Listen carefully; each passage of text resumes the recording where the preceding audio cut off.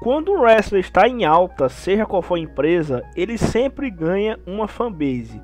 Fanbase essa que pode defender ele muito ou que muitas vezes pode derrubá-lo muito. Porém, muitas dessas fanbases chegam ao ponto de querer tanto esse wrestler no topo nas companhias que acabam por ser bastante tóxicas e querendo cada vez mais derrubar quem critica esse nome. É por isso que nesse vídeo aqui eu vou comentar a respeito de fanbases mais tóxicas de todos os tempos. Antes de começar, claro, gostaria de vocês deixar seu like no vídeo. Eu sei que não é no meu canal, se inscreva. Começando aqui pelo cara que até hoje é chamado de Best in the World, CM Punk. CM Punk, que desde que ele saiu da All Elite Wrestling definitivo, vem sendo comentado que ele pode sim assinar para a WWE e retornar à companhia depois de anos fora. Porém, a fanbase de CM Punk é tóxica e não é de hoje. Isso desde que CM Punk saiu da WWE e fez todos aqueles ataques, falou todas aquelas coisas. Eles apoiaram o CM Punk cegamente. Apesar de que no geral quase tudo que ele falava a respeito da WWE era coisas ou sem sentidos para ele aparecer, ou coisas que não tinha o mínimo nexo com a realidade. Às vezes até pegava espantalho para poder falar que a WWE não era uma empresa boa. E sem contar quando o CM Punk foi para a All Elite Wrestling, onde o CM Punk basicamente tretou com uma galera lá e no geral os caras ainda ficavam a favor dele. Por mais que o CM Punk no geral ali estivesse como errado, e ele não era o único errado ali, eu acho que é fato que ele era o único errado, até porque na All Elite Wrestling tem muita coisa errada, mas isso não tira a culpa do Punk, que muitos problemas que tiveram dentro da companhia foram graças a ele ter chegado por lá. E daí, logo após a saída do CM Punk, alguns defendem que o CM Punk vai retornar da WWE, que ele tem que retornar, apesar de que ele causou muitos problemas na WWE, principalmente com Vince McMahon e Triple H. E se aparecer alguém dizendo que não acredita no retorno do CM Punk, essa pessoa é linchada virtualmente, é xingada, coisa que ninguém merece ouvir, até porque cada um do seu ponto de vista. A fanbase que também está presente aqui nessa lista é a fanbase do chefe da tribo e atual top guy da WWE, Roman Reigns. Na real, que essa fanbase do Roman Reigns não é atual. Ela na realidade existe desde que o Roman Reigns começou a ganhar seus primeiros pushes pelo cinturão de campeão mundial. Porém, na época, o Roman Reigns tinha um personagem questionável e muitos questionavam as capacidades dele como top guy da empresa. Porém, logo após o Roman Reigns fazer a sua heel turn e assumir o personagem de chefe da tribo, a fanbase dele ficou de uma forma que o Roman Reigns não podia fazer praticamente nada, mas os caras simplesmente apoiavam ele. É fato que o Roman Reigns é um cara que tem suas influências dentro da WWE, mas eles basicamente exageram, a ponto que o Roman Reigns pode ter a pior defesa de cinturão possível e eles do mesmo jeito vão lá e dizer que foi uma boa defesa. Eu vou dar um exemplo, uma das primeiras defesas que o Roman Reigns fez contra o Brock Lesnar, depois que o Brock Lesnar assumiu aquele personagem todo de cowboy e tal. Acontece que as primeiras defesas do Roman Reigns contra o Brock Lesnar foram defesas praticamente chulas, que não teve nada muito chamativo. Uma assim que foi muito boa foi aquela defesa do SummerSlam, que foi aquela Last Man Stand. Mas para no geral, eles não tiveram combates tão grandiosos assim. Defesas até muito clichês. E mesmo assim, os fanboys continuam lá em cima que o Roman Reigns tem que ter push e tal. E sem contar o longo tempo que o Roman Reigns ficou com 2 mundiais, tirando espaço de muita gente dentro da WWE. E os fanboys do mesmo jeito iam lá e apoiavam. E sem contar muitas defesas que o Roman Reigns teve e lá que foram completamente clichês, onde sempre há interrupções ou coisa parecida. Mesmo assim os fanboys estavam lá e criticavam o Roman Reigns e sempre com espantalho, sempre com aquela de que respeitem o chefe da tribo, o Roman Reigns é o top guy, sendo que mesmo ele sendo top guy, ele é passível de críticas, mas isso pelo fato dele ser top guy, torna o cara intancável, sem críticas nenhuma. Trazendo um stable, eu vou colocar o Judgment Day. O Judgment Day é um stable que atualmente vem sendo muito superestimado pela WWE. Porém, a sua fanbase nunca aceita isso. Eles, no geral, fazem questão de que os caras sejam respeitados, que ninguém pode criticá-los. É uma stable que ela tinha o sentido dela existir no tempo que era liderada pelo Edge, que tinha um grande futuro nessa stable. Porém, depois daquilo que o Finn Balor entrou para a stable e o Edge foi expulso, ela ficou completamente forçada, com segmentos forçados, combates previsíveis e, no geral, raríssimas vezes chamativos. Que é esse o grande problema dos combates do Judgment Day. Eles são clichês e raríssimas vezes chamativos. Fora a questão dos personagens completamente clichês, que não são nada atrativos, que eles tentam colocar como caras sombrios, sendo que não convence nada. O quão maldosos eles são, nunca convenceu isso. Isso fora o quarteto, que não tem muito sentido. E os melhores nomes desse quarteto não são bem utilizados. Por exemplo, a gente tem o Damian Priest, que de ringue ali, entre os quatro, ao meu ver, particularmente, é o mais talentoso. O Damian Priest que veio de um grande reinado pelo cinturão de campeão americano, que muitos até falam que o Damian Priest não tinha hype quando era campeão americano, mas aí é que tá o ponto. O Damian Priest fez grandes defesas pelo cinturão de campeão americano. O problema é que a WWE não deu continuidade no personagem dele de Babyface. Se eles tivessem dado continuidade, tivessem bucado o Damian Priest, talvez ele poderia até ganhar um título mundial.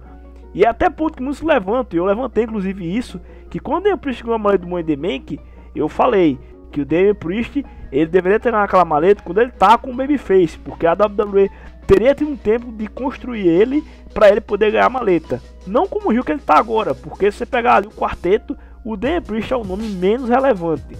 E sem contar que o Damian Priest tá sendo praticamente uma porta ali naquela stable. Tem vezes que a galera até esquece que ele é Mr. Money in the Bank. Tem vezes que até esquece que ele é campeão de duplas com o Finn Balor.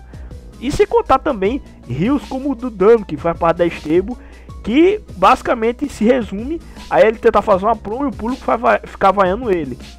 Desculpa, mas isso não é um papel de um rio, você tá fazendo uma promo e ser vaiado. Porque ele se repete todas as vezes. Não é algo que ele faça assim, uma grande promo, nossa, uma promo atrativa.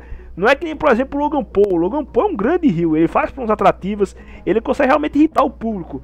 Agora o caso do Dunk se resume a ele ficar lá dizendo que Rey Mysterio não é o pai dele, que o pai dele é de guerreiro, e ele ser vaiado pelo público e praticamente conseguir promar.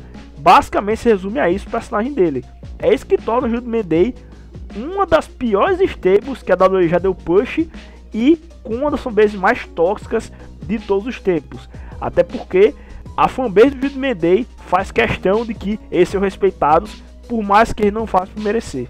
Eu vou colocar um cara aqui que eu particularmente gosto bastante, mas não posso negar que a sua fanbase foi muito tóxica na WWE.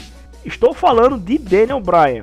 É com muita dor no coração que eu coloco aqui o Daniel Bryan nessa lista, porque ele é um cara que eu gosto bastante. Na minha concepção, foi um dos melhores wrestlers técnicos que já passou pela WWE, não só talento em ringue, mas também do quão grandioso ele foi.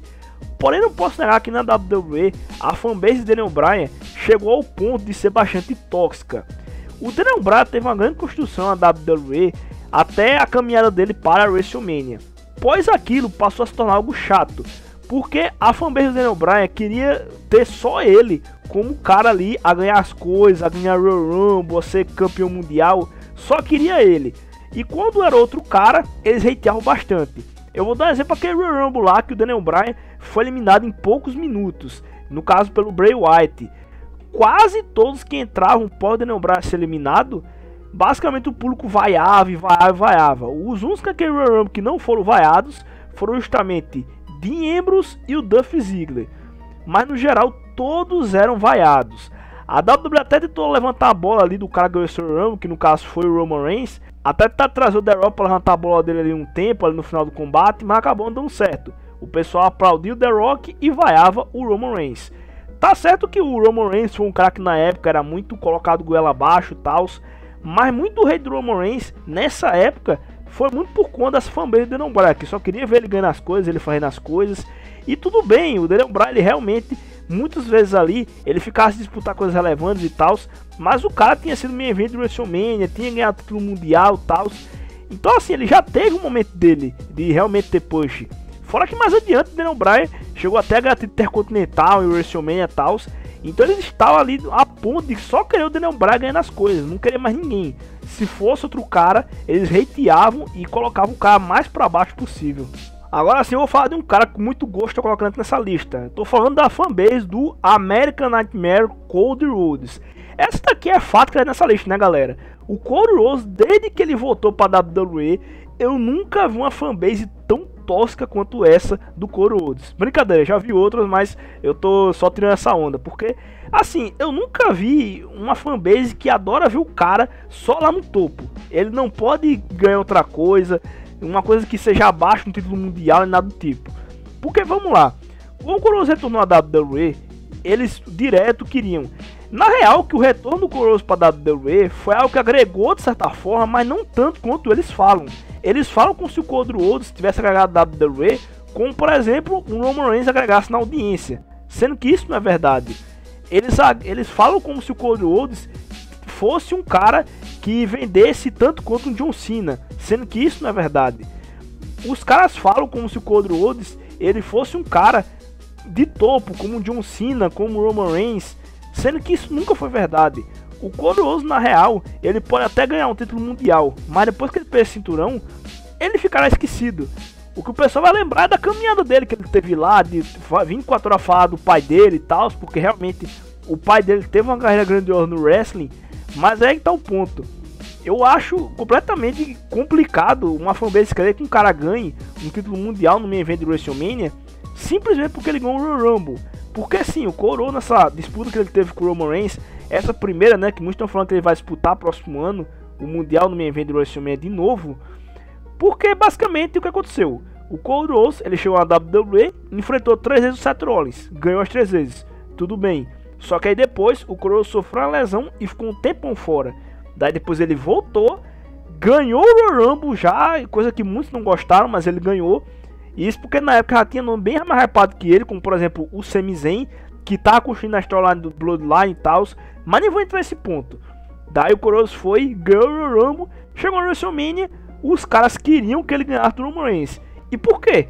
Sendo que o Corozo não fez nada. Ah, ganhou 3 do Seth Rollins, mas o Seth Rollins na época tava numa má fase do caramba. Tava perto pra quase todo mundo o Seth Rollins.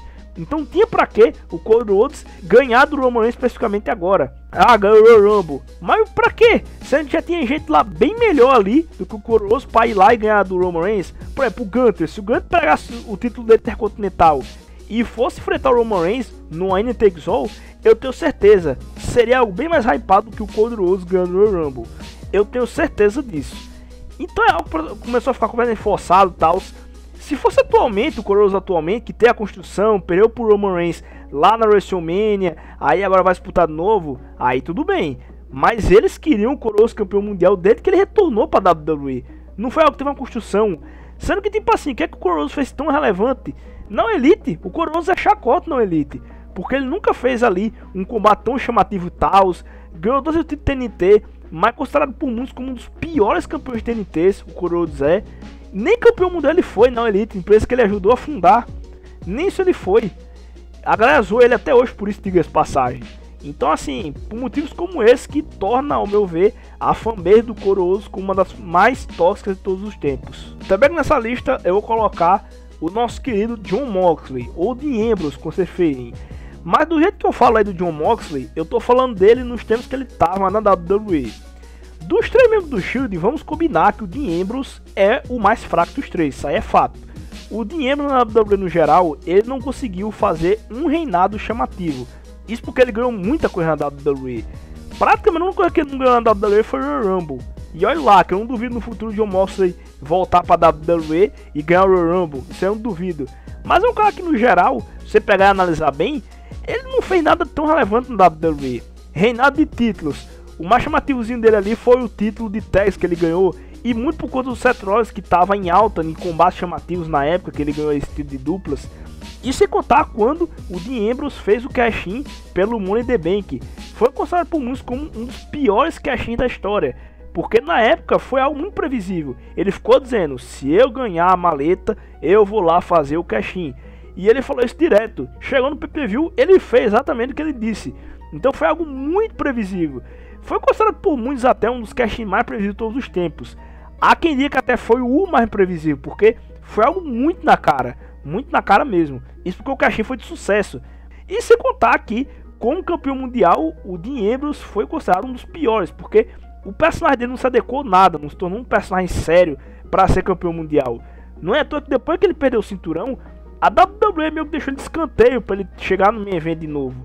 Não é à toa que o Dean Ambrose basicamente só ganhava título americano, título intercontinental, e era só isso. Agora depois do primeiro reinado dele no mundial, ele nunca mais passou de midcard pra cima, era só midcard pra baixo. Não é à toa que depois ele foi lá, saiu da WWE, e uma das principais críticas dele da WWE foi essa, sendo que o personagem dele é que não tinha ali uma evolução. Não é à toa que quando ele saiu da WWE e foi ali para o Elite, onde ele foi várias vezes campeão mundial, ou para outra empresa que ele foi main card, o público não dava muita relevância, não queria ver ele como campeão mundial. Não é à toa que hoje você pegar na Elite, muitos falam que o Dean Ambrose foi o pior campeão mundial da Elite. Muitos falam isso. Daí não precisa falar mais nada, né? Tá comprovado que a fanbase dele é só tóxica mesmo. E não é que eles viram o Dean Ambrose como o melhor, é porque ela é muito tóxica mesmo, não aceita que o cara não é lá essas coisas. Muito pelo contrário, na WWE ele foi muito superestimado e muito da mídia que ele tem hoje, eu duvido muito que ele tivesse ainda se ele não tivesse passado pela WWE. Fazendo uma menção honrosa, eu vou colocar uma empresa, e essa empresa no caso é a All Elite Wrestling. Eu tava pensando se colocava a All Elite ou a WWE nessa menção honrosa, mas eu vou considerar a All Elite, porque eu acho impressionante o quão tosca é a fanbase da All Elite. E quando eu faço de tosca, eu não tô falando assim da fanbase por completo, não tô generalizando. No vídeo no geral, eu não tô criticando você, que você é fã dos caras que tá aqui. Mas o problema é que no geral, o conluio da fanbase é completamente tóxico. E esse é o caso da Elite. Os fanboys da Elite não aceitam que a empresa ela não tá no patamar de uma WWE. Aliás, ela nunca chegou nem perto do patamar de uma WWE. A única empresa do wrestling até hoje chegou no patamar da WWE foi a WCW. E eles tentam comparar a Elite com a WCW. Eles negam isso, mas é fato. Eles tentam comparar 24 horas.